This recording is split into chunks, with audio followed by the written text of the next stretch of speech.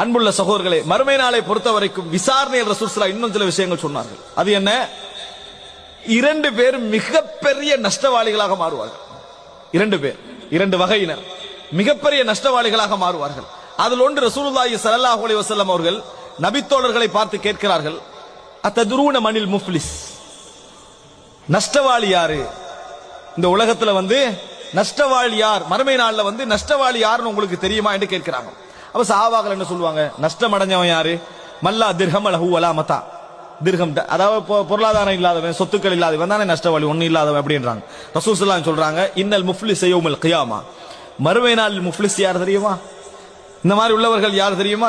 மின் ஃபல்ஸ், அரபுல சொல்ற ஃபல்ஸ் நாணயத்துக்கு சொல்றது. அஃப்லஸ் அப்படின்னு சொல்ற நாணயம் இல்லாம போறது, விளங்கிட்டா? அதனாலதான் முஃப்லிஸ், அது இல்லாதவன் தான். அப்ப பாருங்க, இன்னல் முஃப்லிஸ மின் உம்மதி யதி யௌமல் கியாமத்தி பிஸலாத்தின் வஸியாமின் வஸகாத்தின், ஜகாத், நோன்பு, தொழுகை எல்லாத்தையும் சுமந்து கொண்டு மிகப்பெரிய கூலியோடு மறுமை நாள்ல வருவான்.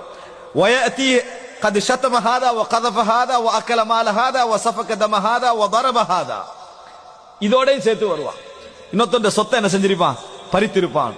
இன்னொருத்தனுக்கு அவதூறு சொல்லி இருப்பான். இன்னொருவனை தூற்றி இருப்பான்.